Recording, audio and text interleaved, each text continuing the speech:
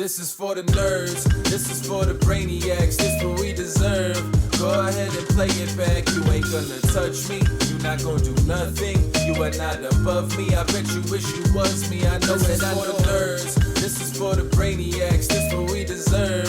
Go ahead and play it back, I know it, I know.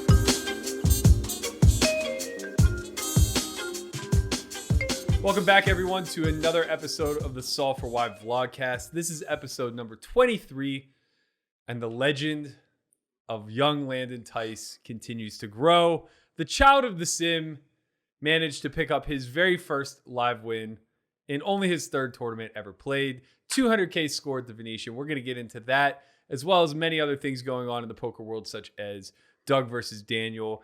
And my man Will Jaffe, Dankness out there having some tough conversations. So we're going to take a preview of that.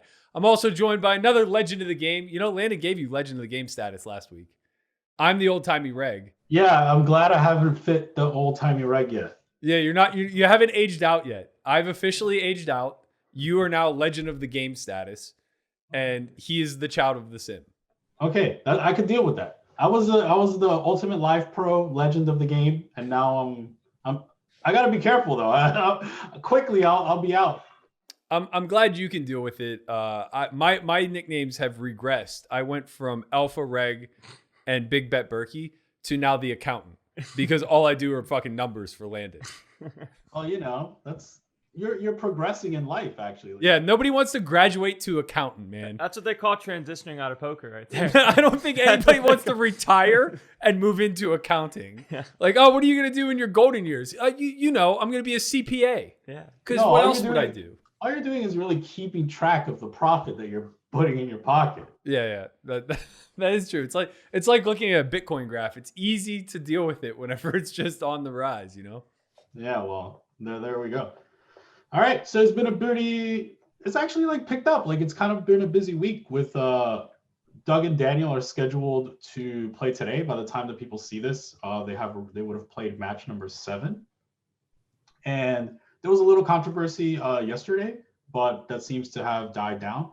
But now we're on match number 7. I believe Doug is up less than 100K. I think he's up 25K, if I recall. Half a buy-in. Is that right? So after last session they played, Doug is up about 80K. Oh, that's right. Sorry, Doug that was another 100, session. Yeah. So he's up 2 buy-ins, give or take. Right. So Landon did a stream with Joey, watching some of the hand histories and commenting on that. I've watched all 6 matches thus far, and I will be watching today. What do you guys think of the way the game the match has been playing? Like, I don't think Daniel is like 9-1 as some people were saying at some point, you know? What do you guys think?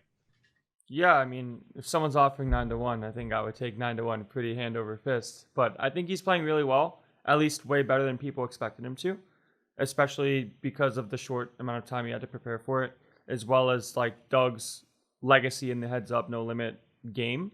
So, I mean, yeah, Daniel's kind of outperforming what everyone kind of expected, except for the people that know him, of course, because they kind of knew how much work he was putting in. I feel okay about the price I got.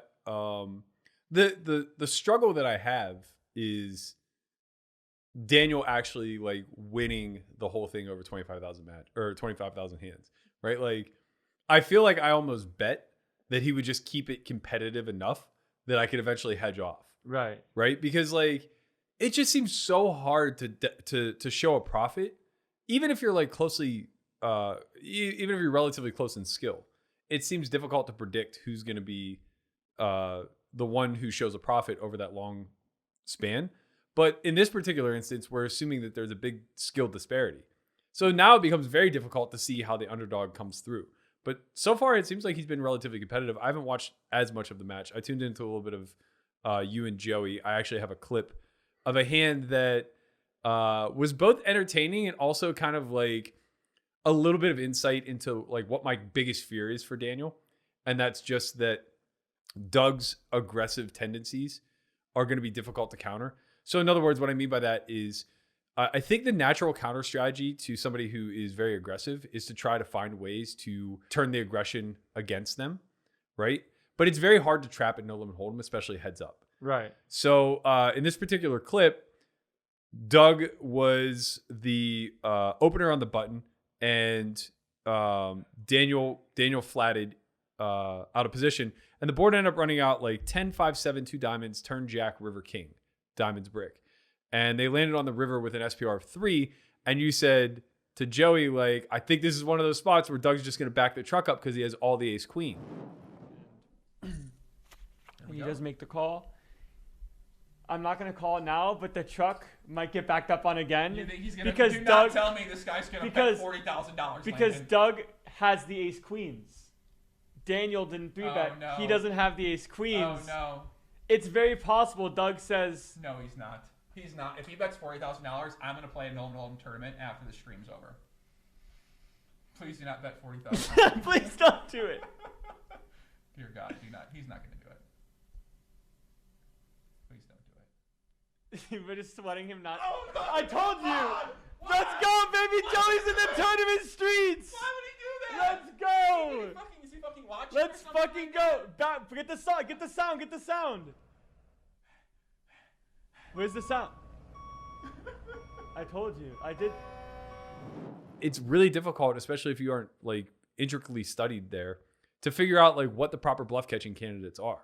And even most of them, to some regard, are mixed in a theoretical sense, and it's hard to kind of find out where the line is, even if somebody's over aggressing. Yeah. Because like it's very easy to get in your own head and like try to find a call that you think makes sense because someone plays a little bit more aggressive than the average heads up no limit expert, so to speak. Yeah.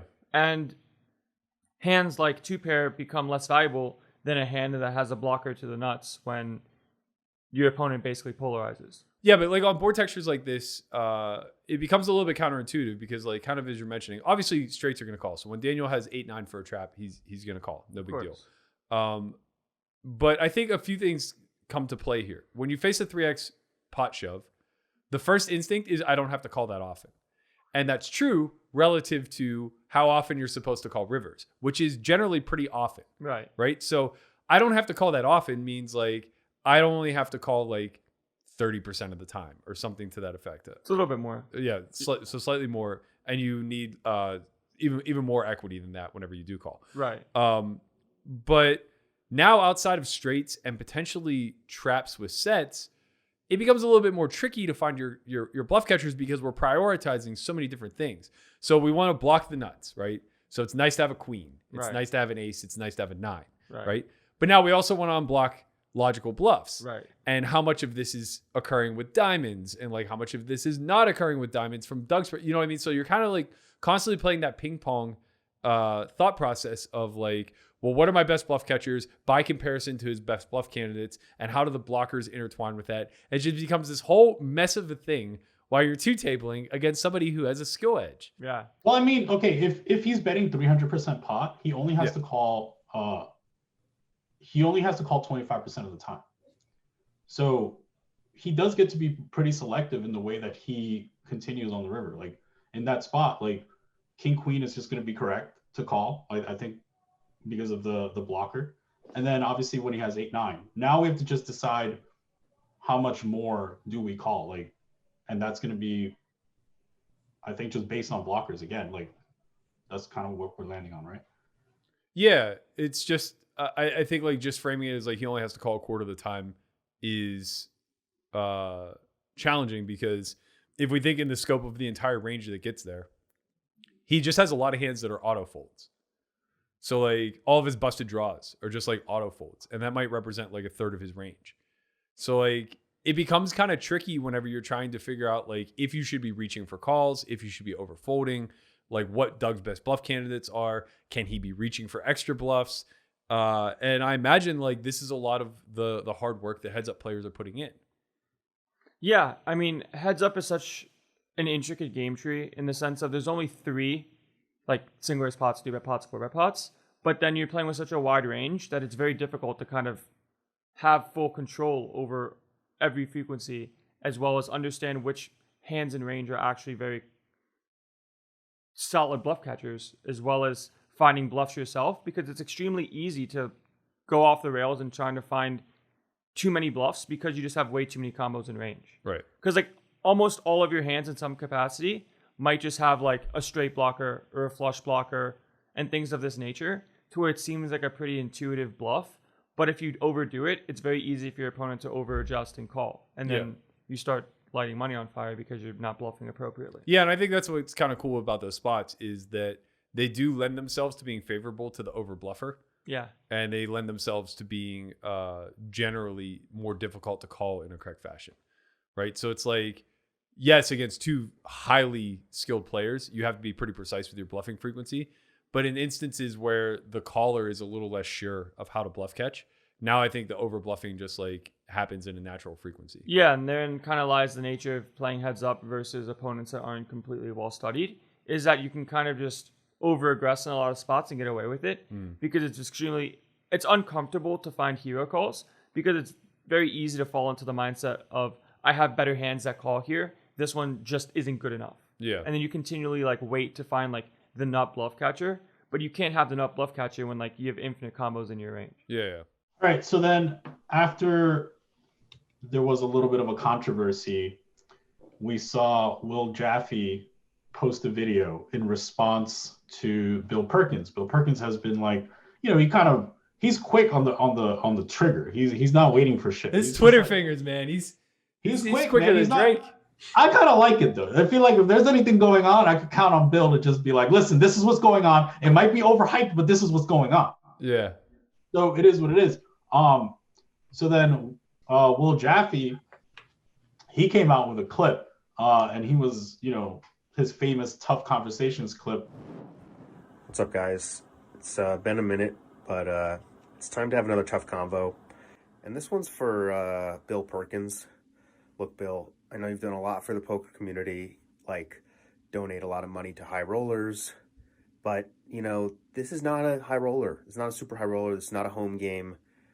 This is Twitter, where we get to say mean and vindictive shit to people and never have to face any consequences for it. So, you know, I don't know what's going on. You know, first you're criticizing the poker community for making a bad bet against you, you know, laying odds on the best heads up player of all time versus a guy who's gotten heads up a few times in mixed games tournaments at a WPT in 1986.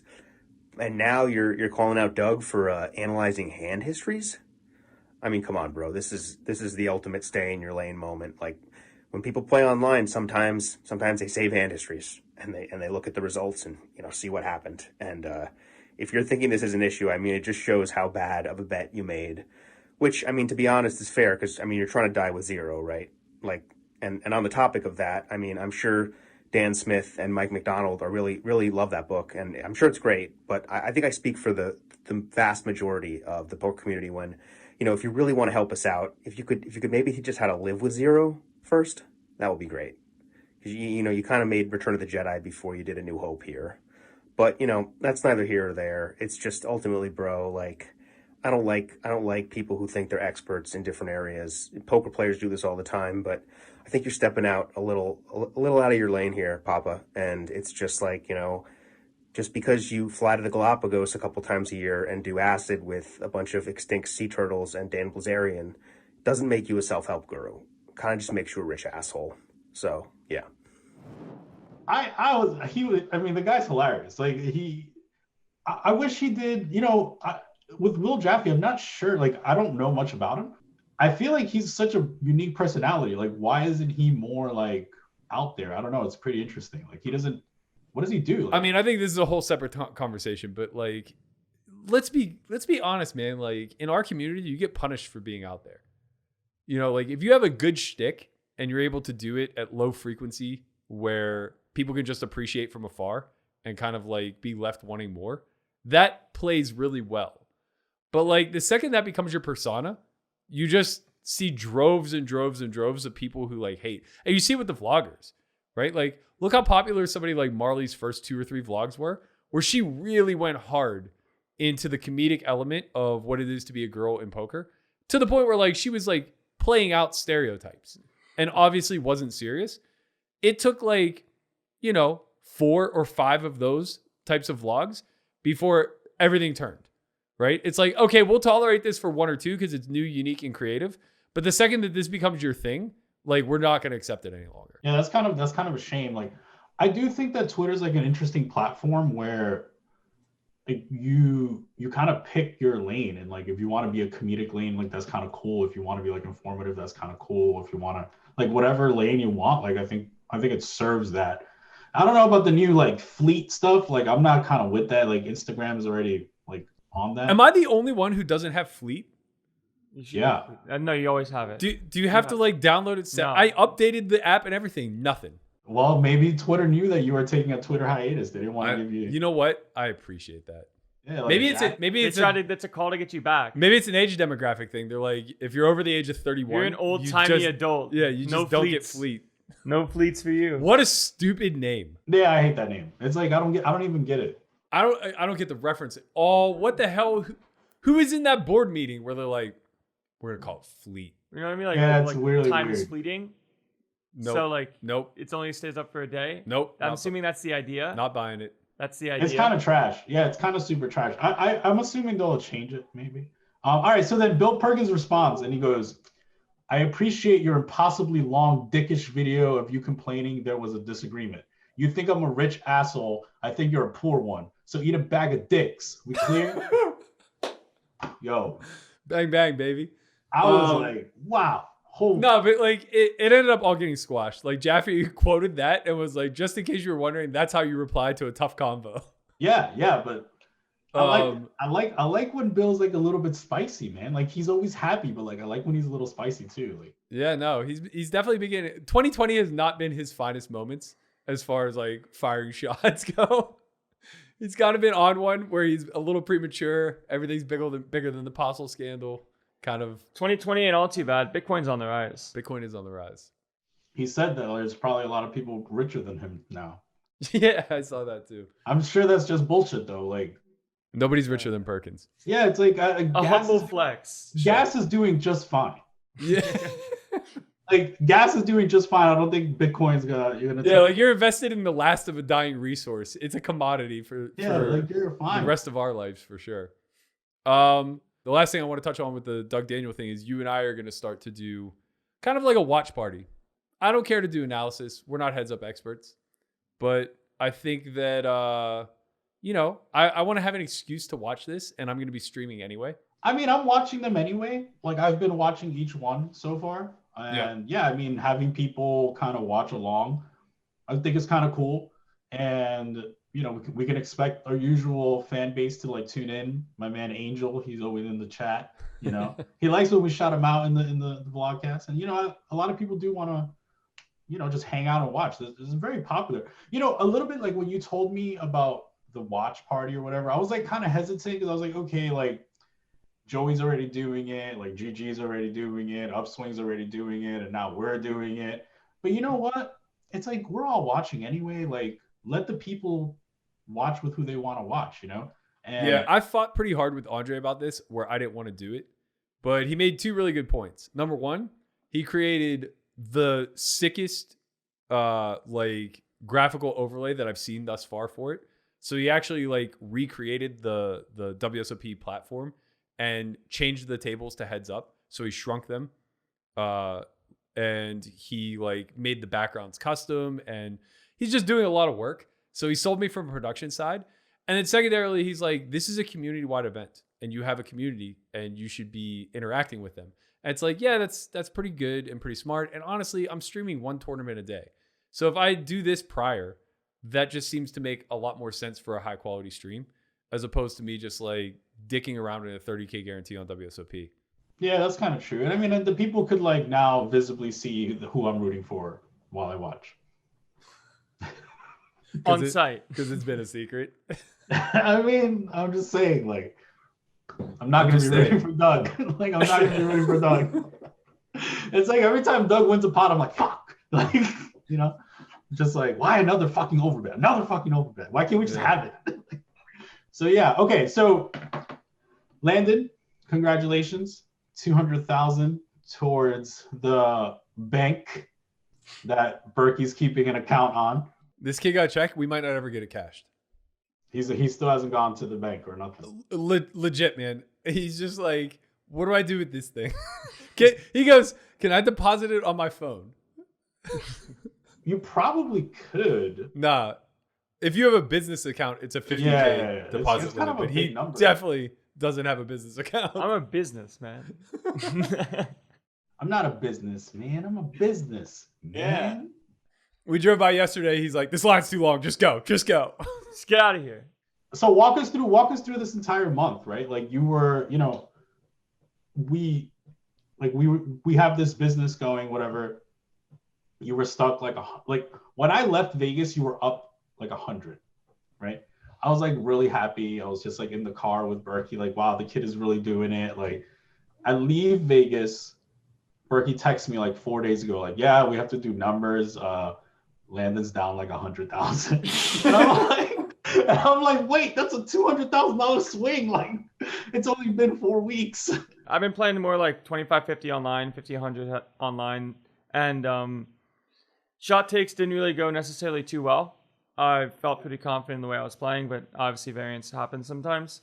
And I was kind of feeling a little bit down about it in some ways, and then kind of got talked into playing this 1100 MSPT by the man sitting across from me, and just like, I'm gonna go pick up free money in the streets. And I was like, we could use some free money at times like this. This has been an ongoing joke for like the better part of a decade. It started with my friend Brian Lamanna, who's a manager for us now. And I carried it over to Chin, and now it applies to you. He used to just say like, this is also coming from a kid who, by the way, like said he never wanted to play higher than 5'10" in his life. Like he just didn't like the idea of risk. But like every day he'd just slap a backpack on. It's like 2008, whatever. He'd just slap a backpack on. He'd be like, all right, heading down to the Venetian to pick up my check. Yeah. And he'd just like go play cash for 6 or 7 hours, come back $700, $800, $900 richer, whatever. And, it just kind of carried over. It's like the same thing with Chin. It's just like, he just puts in 60 hours a week sometimes at Bellagio because Ultimate Life Pro. Ultimate Live Pro. They're just like sliding you an envelope with money in it. Like, here you go, buddy. Not to me. For I your got time. the frauded checks. Yeah, that's true. I got given the checks that you can't cash those. The fraudulent checks. The yeah. fraudulent No, checks. you still haven't been hired. That's the problem. Like you have to be hired into the live arena. That's true. You're still kind of like on the intern graduation program. Right. So I asked Matt if he was ever gonna play something like this, and he hit me with I've paid my dues in these tournaments, young man. I've spent my time. To be fair, I haven't play the 1600 on Friday. I haven't won one, so maybe I'm putting the cart in front of the horse. I should probably get my ass down there and pick up a little free equity too. Get a little winners. Berkey used to grind, man.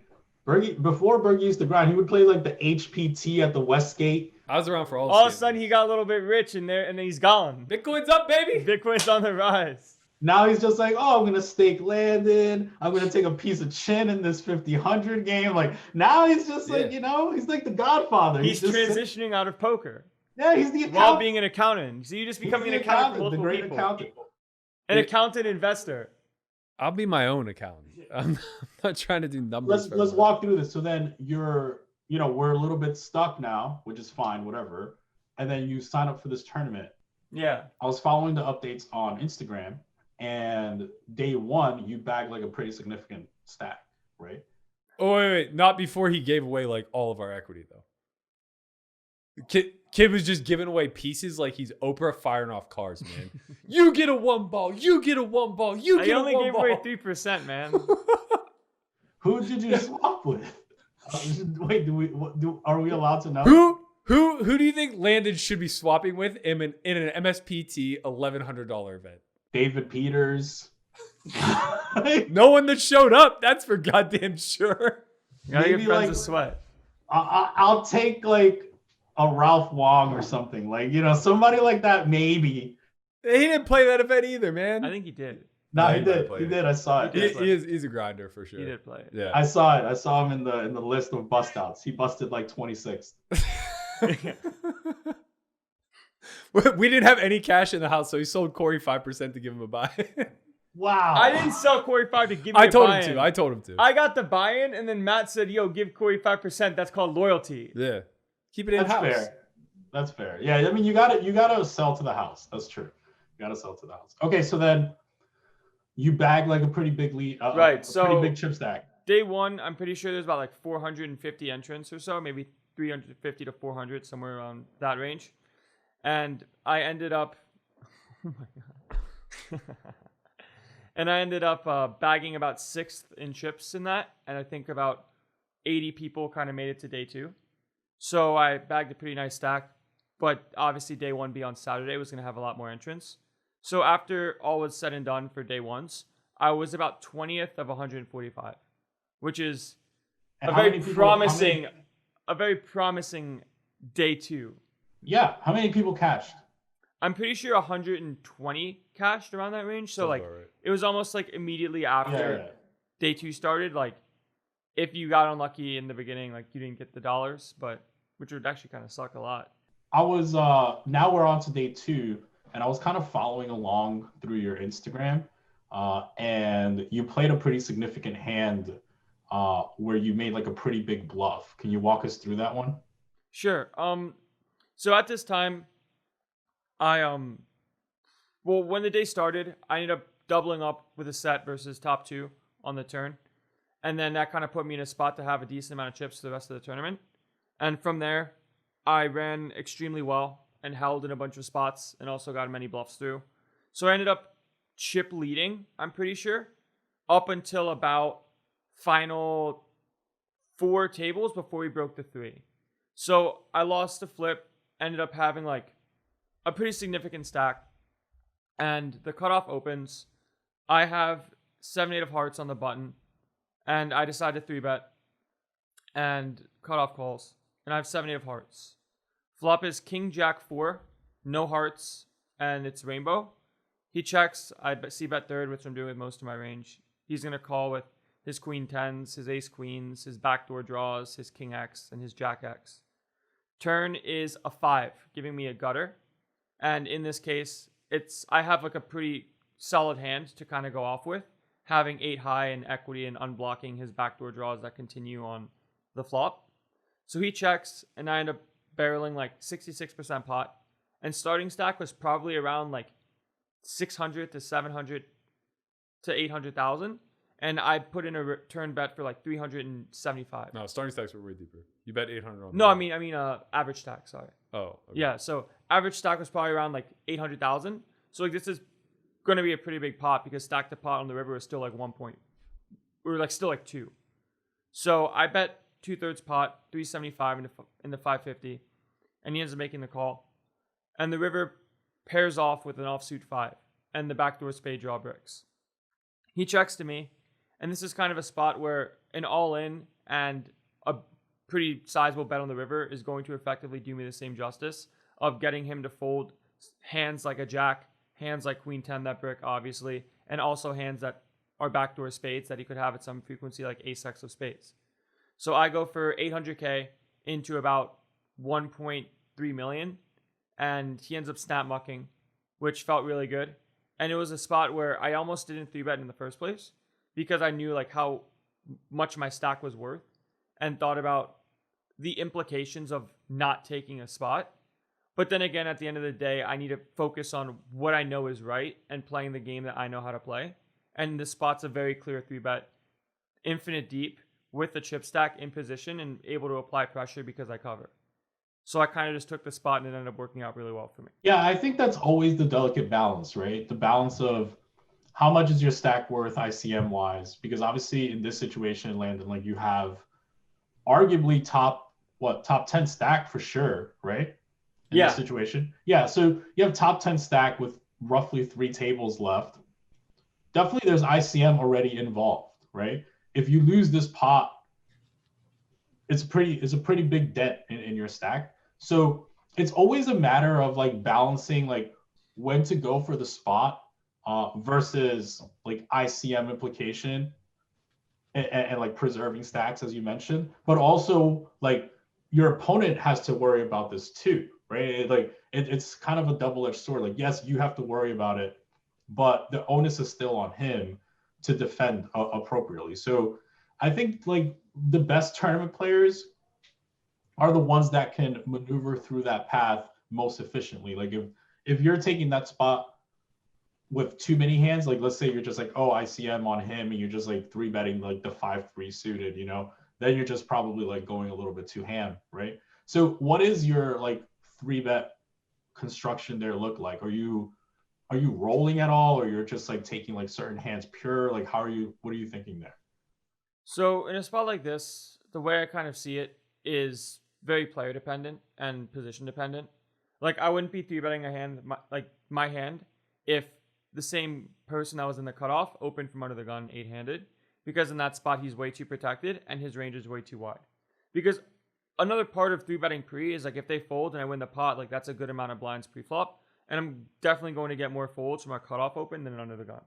So the way I'm sort of seeing the spot is I'm going to take hands that are suited broadways and then off-suited broadways depending on what they are, and then some suited hands and some pairs like 7s, 8s, 9s plus. And in that case, I'm going to have a pretty well-constructed range and also kind of expect a lot of folds pre-flop, and also give myself an out if I want to find a fold to a 4-bet, because obviously we're going to have some 3-bet folds. And versus this guy specifically, he demographically like wasn't really a kind of guy that I would think would be opening too tight in this spot, and he would be playing pretty balanced frequency because he's just a very solid player. So in that way, like I know I can widen my range to a theoretically sound one versus kind of playing a little bit snug and folding versus other opponents that I think might be playing too tight. So a lot of it's just kind of gauging like the way I kind of think about the opponent I'm playing against, as well as trying to find out like how comfortable I am in the moment. Because I definitely felt very comfortable when I put in a 3-bet and was just very willing to take my post-flop edge in position in a spot where I know that this pot's definitely worth thousands of dollars, and I'm more than prepared for it. How do you think his response what do you think his response pre-flop and post should be? Playing out of position is always tough, and especially in a spot like this where pots could potentially get big, like what happened. I would be a lot more inclined to 4-bet very linear hands, like jacks plus, even 10, like probably 10s plus, and then like ace queen off would be like a solid 4-bet, and then some like ace 5 suitors would probably be the right idea. And then mostly just play a lot of folds pre, just because like chips are really important at this stage, and playing out of position is a lot harder to realize equity. So allowing me to have the initiative in the hand, as well as playing over 50 blinds deep when the average stack probably had somewhere around 30, is going to be quite problematic in a lot of spots. I think the big problem is that depth, it's just pretty well constructed for 3-barrel all-ins. Yeah. Like you're just all in a lot by river anytime that a board runs out favorably. Yeah, well, anytime really as the pre-flop caller, anytime that you are forced into facing 2 bets, that 3rd bet is almost certain to be all in. So it's just like, it makes sense that he has a hand like Queen 10 because he's just drawing straight to the nuts. Right. And he's going to have no decision on the river whatsoever. Of course. And I think that in this spot, it's a little bit interesting for him in the sense of life just becomes quite difficult. And most people in my spot aren't going to find appropriate bluffs. Yeah, but like even pre-flop. But he can't expect that from you. Sure. I mean, not saying that like he knows who you are or how good you are or anything in between, or even if you are good, but just more so just like, if you're at my table and I have no idea who you are, I know that I'm getting bluffed here at a pretty reasonable frequency.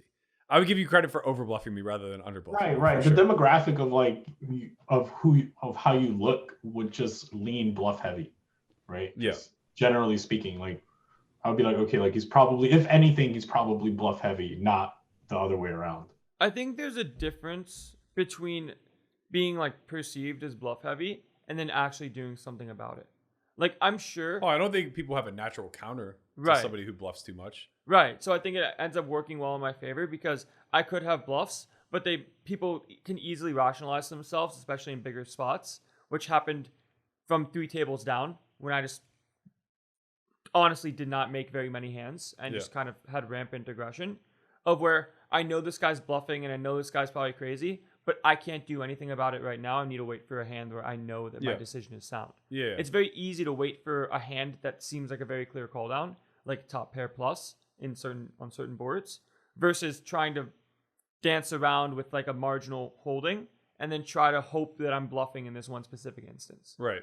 So did you get to find out like what he had? Yeah, so after the hand, he and I were kind of just joking around a little bit, and I ended up finding out that I play with him online quite reasonably, and he said to me, if you play like this against me one more pot, I'm just going to take your bankroll online. And I was like, all right, I guess we're in for it. So we just kind of had some jokes and ended up finding out that he folded queens there.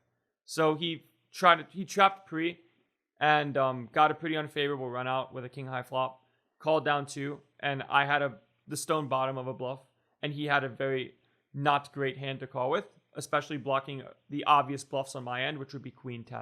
So it just went like 2 big blinds to 6 big blinds call. It went 2 big blinds to about 6.5 to maybe 7 for me, and then call. And then flop, I bet 1/3.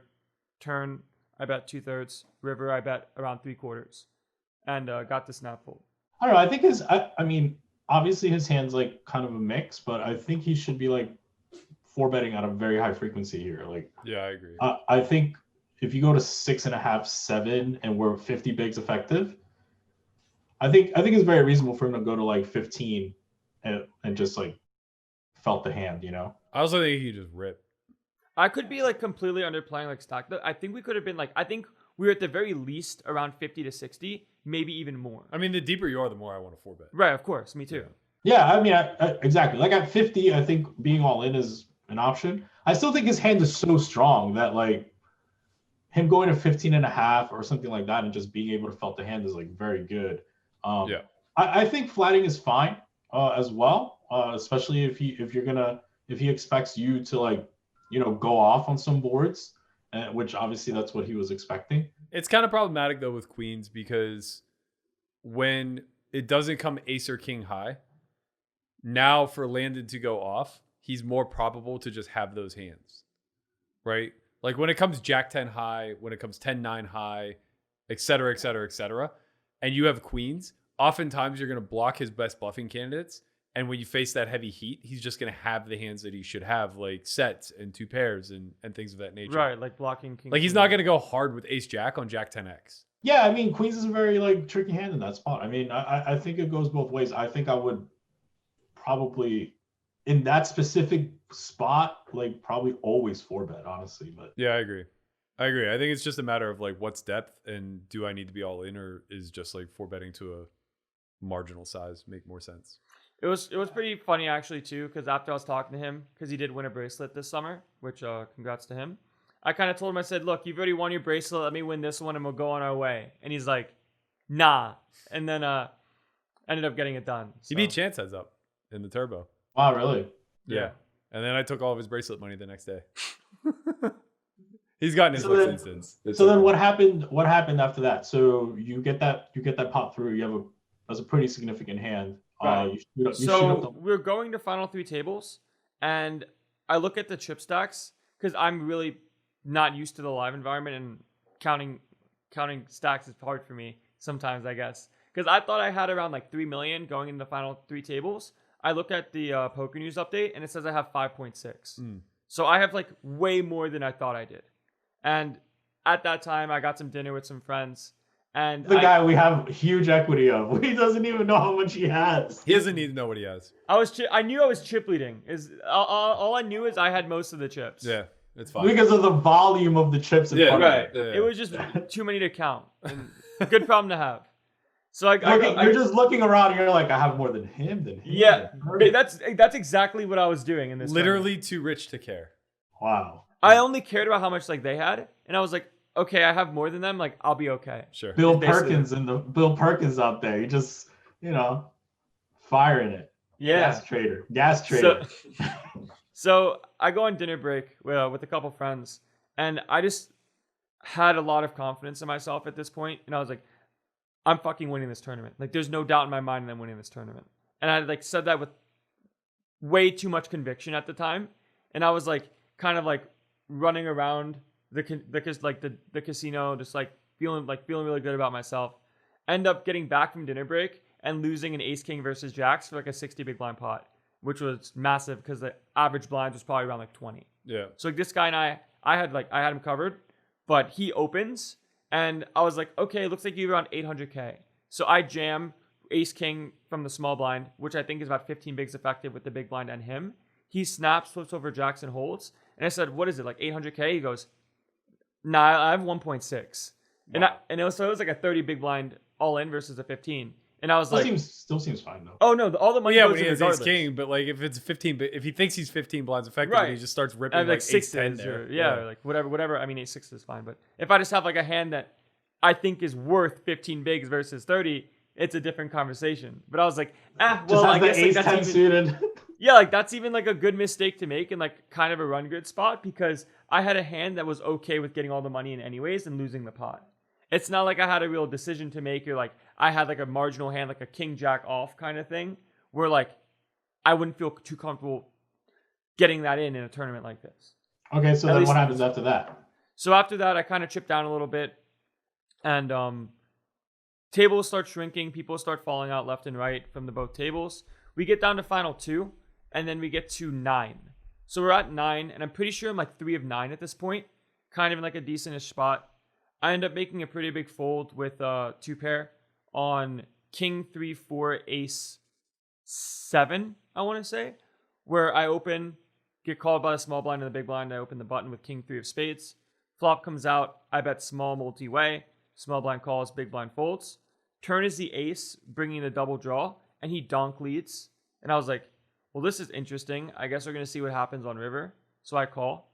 And on the river, he like 2.5x all-ins. Oh, weird. I looked at my hand. I'm like, I just don't give you credit for having a bluff in this spot. And like, I'm definitely in a spot where I don't need to make a call like this and just kind of hope that you're just kind of crazy. It's such a weird line because like I just can't define his value. I can't either. Like I mean, he'd he just just have to probably have has a Jack set. 10 of hearts. He probably What? just has a set. I mean, he Or has he to just have has, like, exactly aces up. Or he has aces up. Aces up would be insane though. Landon's uncapped. He could just have ace king. Right, so it has to just be a set. Yeah, But he's now not we're bluffing. No, I guess. I mean, I guess not. But If like, he's not bluffing and I don't think I beat any value, which I definitely don't think I do, unless he's like kind of psycho and didn't 3-bet ace queen kind of idea. But in this spot, I was like, my uncertainty in this is actually, this was probably the first time in the tournament where I was very unsure about a decision. yeah, I guess the reason I give him a hard time for having a good hand is we block a set of 3s. Right. So that literally just leaves a set of 4s. And he led on a card that we certainly would bet, Of course. which to me just screams he's trying to get a draw through. So, but it still could be Jack 10. But Don't then get me again, wrong. but then again, a draw then again wouldn't decide to like force me to fold an ace because I'm obviously, he doesn't, I don't think he thinks I'm folding an ace. On the turn, How you're many saying? how many No, bigs he's just trying to were get a good price. He bets a third. How many bigs were we pre-flop? Like how many? Many bigs, many bigs. I mean, this guy And- could just like this is unlikely, but this guy could just be like pretty scared with like an ace king hand and just like flat pre. That I could agree with. But again, why lead when you know it's being bet? Right. So So there's 2 draws and he's just like, I don't But want he to bet 1/3. either way, at like the end of the day, I this mean, was the a spot guy, for me- let's be honest. Like, the guy is not like, thinking about how to split his range in this spot. He's just like kind of going. I'm not thinking in that regard. I'm thinking more psychologically. Like when you instinctually see a card that you know your opponent's going to bet, and you have a really good hand, you check raise. Yeah, yeah. I think it makes most logical sense that he had a draw, like Jack 10 of hearts, didn't want to face pot on the turn ace, so he third pots it and then just drills the nuts on the end. Well, in this spot, either way, I think I don't care what the river was, if it like kind of bricked out and he jammed. I think this is a spot where like, if you're bluffing, congratulations. Yeah, I mean, I honestly, I think the moment, like, I think Landon's right. Like, the moment's probably just too big for this guy for him to like find the bluff. The thing is, we can't know, but I do agree that the pot is worth more, or I guess the pot is worth less to win than it is to lose the minimum. It's an ICM fold. It's kind of just like okay. Oh, it's not an ICM fold. You're not going to find any math that backs this fold. There's definitely no theory that's going to back this fold. It's just an exploitative play in a situation where we think we have a read on a guy who's under bluffing. It's just like it was just like a really dirty spot, and I was like, okay, I'm not sure, and I'm going to, rather than like lean risk averse and fold, I'm just going to understand that if the poor outcome is the result of this hand, like if I end up getting stacked here and I lose, I have way more than enough chips to make this back later in the tournament, especially at final table where people are more scared. Because it's not like this was like for a 10 big blinds more. Like I still had like 30 to 35 to 40 bigs to where I was comfortable. Yeah. So like it's a different spot if like I have 20 bigs and I make this fold and like this turn, this hand specifically, could guide me towards having a chip stack at FT and finding a win. Well, it still could. Well, of If course, you call but- and win, you have like 100 bigs. Yeah, of course. But I mean, pretty it's in- significant. It's just in the sense of I don't think he's bluff. I don't think he's bluffing. Yeah, I also just think like you haven't been hurt yet. So like, yeah, you have 35, 40 blinds and you can navigate, but like we can only control so much.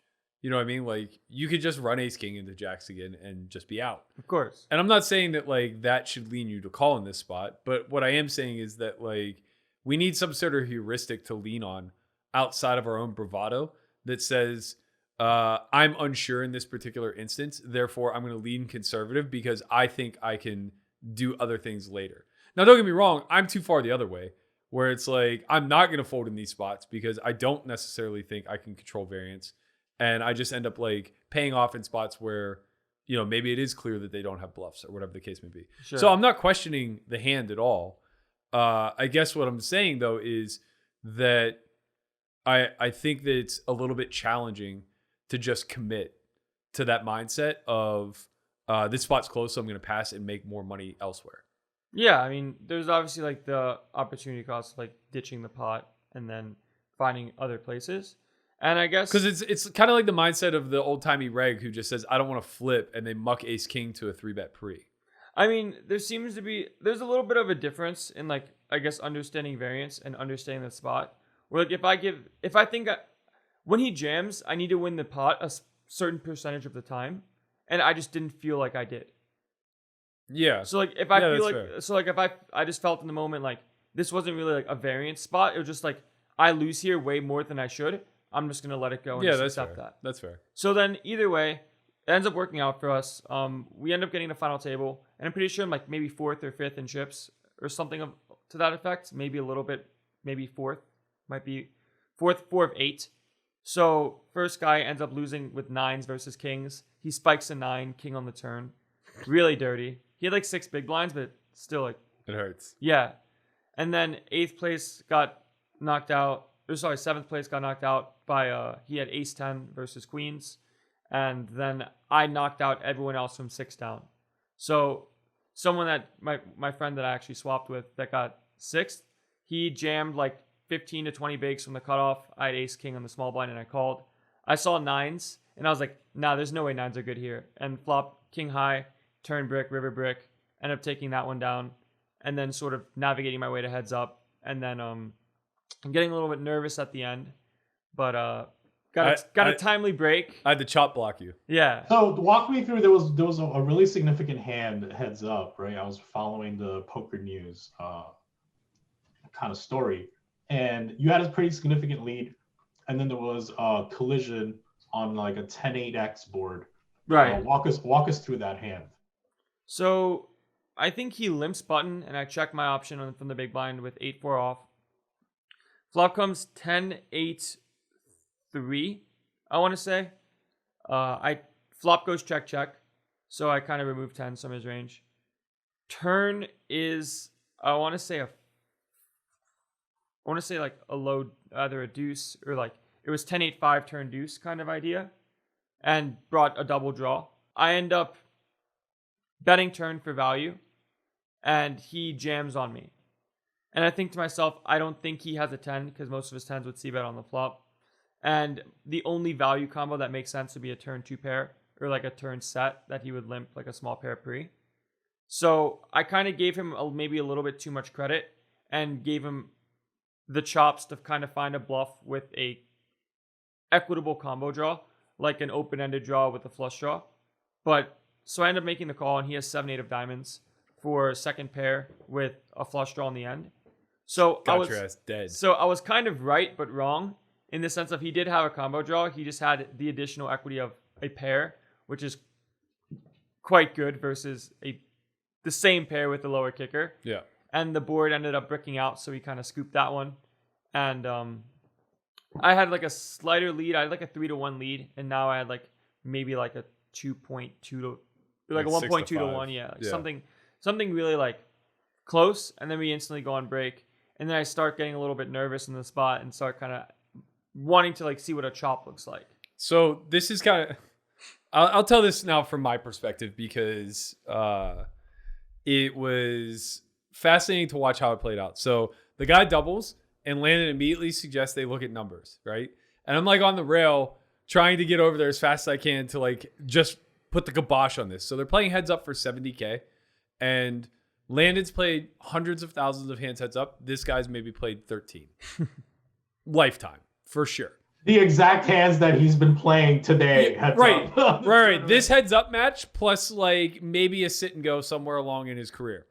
And it's just like, no fucking way are we giving this guy free equity in a spot where like you are a massive favorite.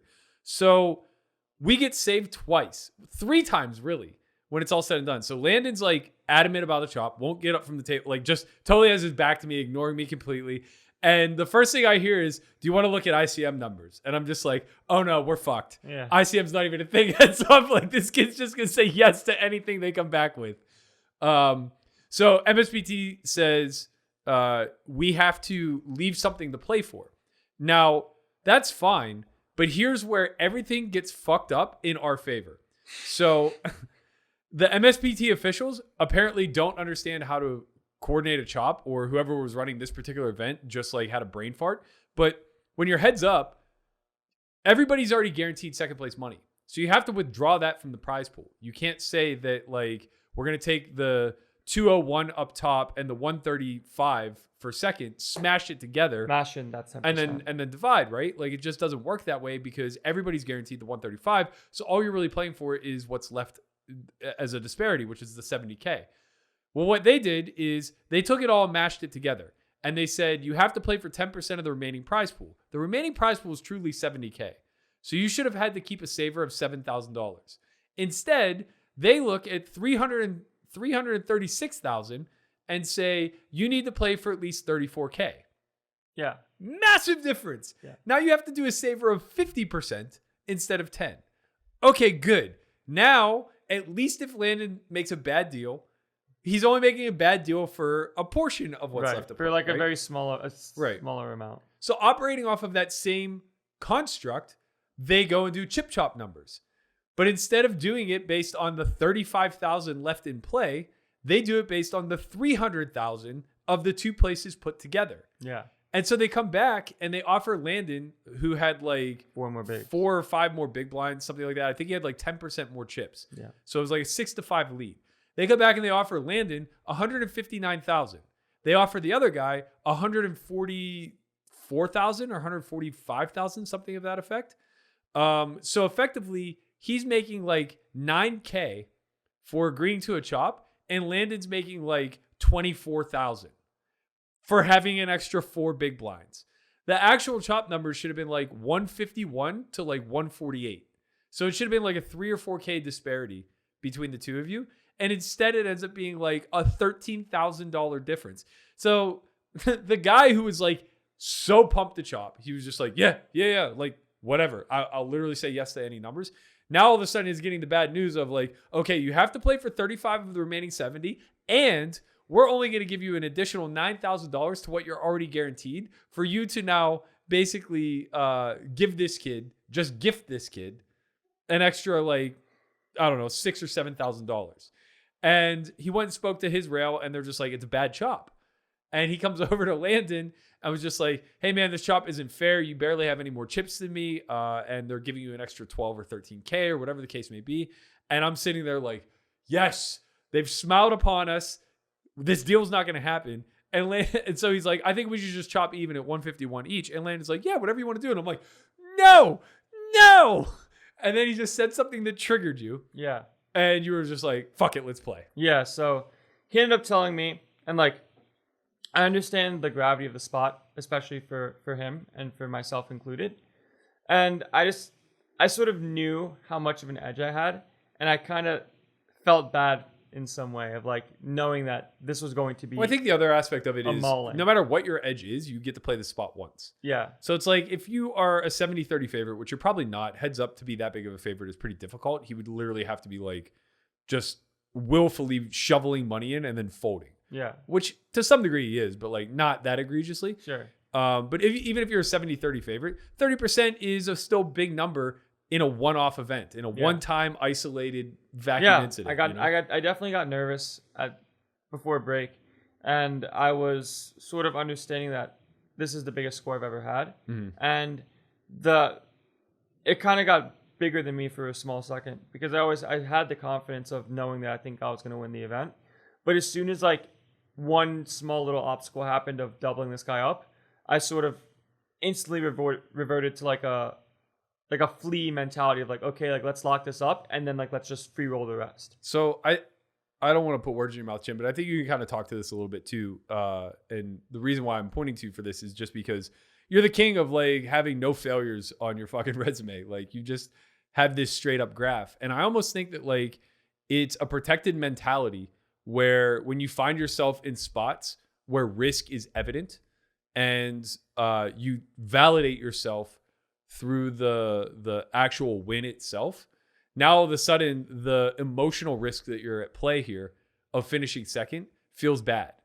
And like the way to avoid that is to just eliminate the risk, right? So it's like, if it would feel bad to get second place, money aside, then let's make it so that we have this like almost built-in excuse where it's like, but it didn't really matter because I chopped for a large sum and the money difference was almost negligible. Right. So then he said to me, you only have 4 big blinds and I feel pretty good about this. And as soon as I heard I feel pretty good about this, I was like, all right, we're going to fucking play and then we're going to see what happens. So as soon as that happened, we kind of went on break and I kind of switched up the music in my headphones. I was listening to like some pretty like aggressive like gangster rap the entire time for like 2 straight days. And then I switched it and I listened to classical music a lot. So I put on some classical music and I came in with the game plan of sort of grinding him down and forcing him to make folds because of his naturally passive nature. And I ended up winning it in 5 minutes where he opens the button. I defend big blind with 7-4 of diamonds. Flop comes Jack 7 deuce rainbow. I check, he checks. Turns a king. I check. It's a really good card for him. He bets about half pot and I call. River is an offsuit 4 and the king brought in a spade draw that bricked. I check and he bets 1.1 million into about 4. So at this point, I've done way too much theory work. Well, and I know that on river, you don't bet less than half in position because you're allowing out of position to reopen the action. So in this spot, I pretty much targeted his hand at specifically a king, or if he ever had a hand like jacks for a set that he slow played, he could have that. And he never has a hand like a jack x 2 pair because those would be c-betting flop for him. So I ended up jamming for about 11 million over his 1.1. He goes into the tank for about 2.5 to 3 minutes, finds a call. I flip over 7-4. He looks at his hand and kind of stands up for a second, thinking that he, I guess, won the tournament. And then flips over his hand and sees he has king 8 for top pair with a king. And I end up leaving him crippled with like 5 big blinds. And 2 hands later, he jams on the button. I snap call with queen 9 off. He has 10-9 off. And the flop comes queen high. And it's over. It's all over, babies. It's all over. Ship us the money. Yeah. Yeah, in the meantime, Conrad got kicked out for screaming, put him in a body bag. Just running around the Venetian, yelling, put him in a body bag. It's over. Did Conrad have a piece? No. Conrad had that hype equity. Yeah, he's our Flavor Flav, I guess. The floor guy's talking to Conrad, and he's like, I don't understand why I can't be happy for my friend. And he's like, you could be happy, just stop making threats to the other person. And I go, yeah, stop embarrassing me. Yeah. Yeah, I kind of got a little red face sitting there listening to him. Yeah, the poor guy just lost $70,000 in a spot where he was drawing pretty thin, and it's just like he has this rando on the rail. Fucking. It's kind of unlucky for him, honestly. Like the MSPT kind of screwed him over in a way. And for sure. If they get the chop numbers right, I don't know that I would have been able to like interfere enough in like an ethical way for Landon to like say no. Right, so, you would have had to like go to Landon like right in front of him and like pull him out and then come back and tell the guy like no. Honestly though, I think I would have. So I kind of let off the reins a little bit whenever they said they had to play for 35K. Because at that point where even if they chop, like it's not that much equity given. Right. But if they'd come back and said, okay, you have to leave 7K to play for, and you're each gonna get like Landon, you're gonna get 30,000, and this guy's gonna get like 26,000 or something like that. I would have just been like, we're giving way too much away here. Yeah, Way too much. I remember texting you when you told me that they were playing for like 30 something, and I was like, oh, okay, like we're probably only giving away like 4K in equity, like something like it's not like crazy amount. Yeah, it would have been small. Yeah, so I was like, okay, whatever, like let the kid, breathe a little bit, Yeah, if they get the chop numbers right, that guy would have said yes way before I would even been able to like say anything to Landon. Yeah. Because the actual chop would have probably been leave 7K to play for, which would have left like 28,000 then to chop, and Landon probably would have gotten like 16 to this guy's 12. Yeah. Or like 15.5 to this guy's like 12.5, something along those lines. And like he would have gobbled that up, rightfully so. That would have been a great deal for him. Yeah, I think the universe kind of was at play here and was in my favor for a lot of it. Yeah. Oh no. I'm sorry. No. I'm doing that wrong. It's way more than that. It would have been there would have been 63 left. So yeah, Landon would have probably gotten like 26. And they would have got like 33, and this kid would have got 30. Yeah, like Something 33 to along those 30, lines. 34 to 29, something like that. Yeah. Like what a major difference for that other guy, and like what a big punt for us. Right, for sure. It would have been a really terrible situation. So shout out to MSPT, making the Solve For Why house a little bit richer, getting that one. Honestly, in some indirect way, we have you to thank for this, Chin. Nah, too long of a story. We only have a couple minutes. No. It needs to be told. This story's too good. Everybody's young once. I didn't have this guidance when I was a young child of the sim. Of the live sim that we're living in. I definitely made some bad deals. I chopped 6-way once, even at Turning Stone. Actually, I might have made a good deal. I was probably fucking last in chips. Who knows? But chopping was just like it was like a cordial thing. You got down there with a bunch of dealing. Yeah, I did chop for first place money 3-handed in my very first ever final table at Niagara Falls. You just said I don't want to chop. I had half the chips in play. They split the other half, and I go, I'll take first place, and you guys can battle it out for the rest. And they're like, okay. Why? Don't know, because it was 2004. You're rich. It was like for $4,000. I did feel rich at the time, but Chin, very first was it your first Vegas event? My first Vegas event ever. Yeah. Yeah. I final tabled Parks. Right after that, I immediately went to Vegas, and my first tournament in Vegas. So this is when it seems to be a trend here. Yeah, it's true. The you young up and comers, man. I pick them good. So like Chin and I we had been working together probably for about a year and a half prior, and then at this point we were friends. He came out, stayed at the place, played this Venetian event, sells me like 30%, and goes down and just like rips it off. So he makes the final table. He's like 9 of 9. Somehow short stack ninjas his way into 3 of 3. And he's on break and he calls me. He goes, yo, they want to talk ICM chop. And I'm like, okay, you're in last place. Sounds very favorable for us. What are they thinking? And it came back. I don't know if these were the actual numbers or if they were negotiating you down. But it was him, Nipun, and a VIP. And Chin had 25 blinds. Nipun had like maybe 2x that, maybe 60-ish, something like that. And the VIP had like 75 or 80. And sixth place was like 62K. Second place was like, I don't know, 75. And first was like 125. So literally double third. No, it was like 63, almost 90, and then 125. Oh, okay. So yeah, big jumps. So third place is dust in this fucking thing. Right. And they come back with the numbers and they're like, we'll give you 70,000. So they're offering him like 7K. And he's like, yo, I'm going to take it. 70,000 is a lot of money. And I'm just like, no. You're guaranteed 63, man. We're talking about $7,000 here. Okay, it was like 72, but yeah, I got it. Yeah. Okay, yeah. So they offer him like 9K or 10K, something like that. I'm like, yo, you're not getting that much. Like your stack is worth a lot. So I'm like literally trying to talk him off the fence, and he just hangs up with like, I'm taking it. Yeah. And I'm like, oh God, no. Deal. And I've never done this before. I don't know why it dawned on me, but in the moment I was just like, I could just buy his equity. I'm just gonna buy his equity. So I like hurry up and hit him up, and I was like, look, I'll buy out your chop. Yeah. So he had like, I think half of himself at the time. I was like, so yeah, they must have been offering you 12K because I remember I paid you 6K. Okay, yeah, that's fine. And I was like, okay, I'll pay you $6,000 for your 50%, and I'll give you a 10% free roll on anything you make second place or higher. So like, he's still incentivized to go out there and win the fucking tournament. Yeah. He's like, all right, done. And I was like, cool, I'm coming down. So I get in the car. Before I even before I even started, he's like, doubled. I'm like, yes, We're rich. I'm the best fucking investor ever. No one's smarter than me. Absolute five-head. He's just gonna mash this tournament. He's gonna win the whole thing. He's gonna get the trophy. I'm gonna get the money. We're all gonna be fucking This happy. is galaxy brain activity. Yeah. So I finally get down to the Venetian. I park the car. I sprint to the table, and as I get there, Chin's standing up because he's all in. I'm just like, oh Jesus Christ. Yeah. So I look, and he had limp shoved for 40 with King Queen suited from the button, and Nipun had like raised called off, and he was in the deep tank when I get there. He finally calls off. Table's the ace 10 offsuit.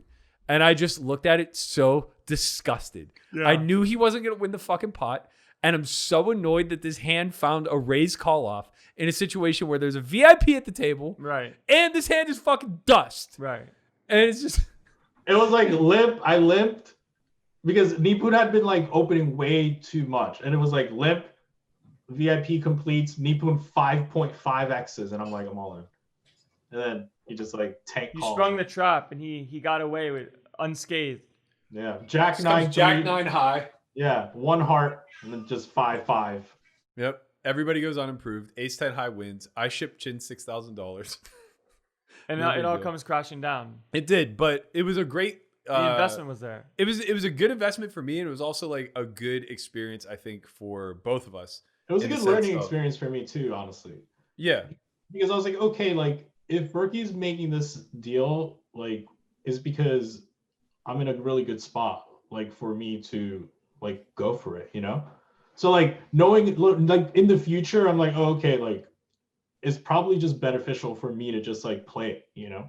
And, Yeah. like, Well, so that kind of helped like moving forward. Yeah, getting the heads up and talking chop there is worth so much. Well, Like- there are situations where it's like I don't even chop, right? Like if it's me and Right. Nipun, we chop, but if it's me and the other guy, we just play. Yeah, for sure. You're gonna play a 35K heads up match versus a Right, guy. for sure. I'm just gonna play. Like even if he has the lead, like I'm just gonna play, you know. Right. So it was one of those things too. It also helped me understand that like Nipun was kind of dust and like no offense, like I mean, look, I love Nipun, but that call was really bad. like for the next year and a half, like every time I saw him, I'm like, yo, that was a terrible call.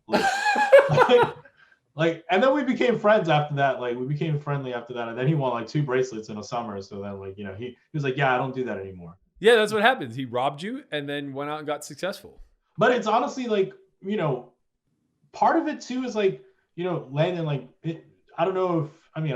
At the time, like, I was just like, fuck it. Like, there's a lot of money. Like, I didn't have like 100K bankroll. Like, I think I had like maybe 35. I was like, I'm doubling my bankroll, like, snap taking the chop, you know? for me, the way I saw it was I kept putting a lot of pressure on him by jamming a bunch post flop, to where I sort of saw the match as a long ball approach of trying to get all the I win can it get as fast behind as that. trying Yeah. to get it as fast as possible. And then I sort of just Every time I tried forgot. that, I got it in as a flip and lost. So I sort of forgot how many blinds we were playing, and we were about 40 to 50 big blinds deep, Yeah. even this late in the tournament. And I was just sort of thinking to myself, oh, like it could be over in one hand because I just sort of over aggress, or I get coolered here. Yeah, of And course. I just, as soon as we had the conversation about trying to grind him down, I was like, okay, like just because he keeps winning small pots, I still have big blinds to play. And he's not really winning that much because after blinds and antes, if I just keep winning on my buttons, which I was doing a vast percentage of the time, everything's going to work out. And then as soon as I switched like the flow up in that spot and was going to just grind him down, I river gin and have a perfect spot to go for the exploit long ball. Yeah, And- and that's the way it should be. Yeah. Right? You shouldn't be forcing that sort of like long ball strategy, because that actually really comes back to bite you against people who are less seasoned. Right. You know, because you're playing into their hands. They're in trying. some ways, because they're going to have folds too. Yeah, they're gonna overfold for sure. But like when they finally do look you up, If they got it, they got it. yeah, exactly. They've been waiting for that moment to finally have a hand. You know, and They're trying to catch the young man speeding. right, and it's easier for you to be over bluffing all spots than it is for them to lack calls in all spots. Eventually, they'll have calls. Right. You know, and you'll always have the bluff. Yeah. So it's like just think of it in that regards, where it's like every single spot you'll have the bluff, and one of those spots they'll finally have a call. It's just a matter of when. Right. and I ended up finding the perfect spot to go for it. I kind of felt a river 4 before it kind of appeared. I was like, oh, like 4. This is what I'll tell you, Landon. After Berkey does the deal with you at Venetian, as with me, as is with you, your career will now only go up. Right. Eternally. You'll never downswing again. You go to Venetian, Berkey saves you from a bad deal, and then you never look back. That's just how it is. This is the Solve For Why way. It is and how it will always be. Exactly. That next person that makes the final table at Venetian will go save them from a bad deal, and they will forever just have a strong trajectory to the top. It's gonna be Corey next. I'm feeling it for the kid. He's been playing really well. All right, so what's left? We're about to hit up Texas, and that's going to be for December 2nd to December 6th. 2nd to the 6th. We got to go the 1st so that we're ready. I may stay a little bit longer. Depends what we're feeling. I know you got some dinner dates lined up while you're down there, so we might make a week of it. That is true. There is a very nice young lady that is waiting for me to arrive. Waiting in the weeds. Waiting in the weeds. Oh man, there's a nice 1025 game waiting for me to arrive. That's all I'm saying. I will play that as well. I mean, dinner doesn't last forever. Yeah, I guess I got the 306 max. Yep, that's right. That's a 506 max. 506 max. Yeah, so we're going to be playing 510 the first day, 5-5, I believe, the next 2 days. There may be a day of like 1, 2, 3.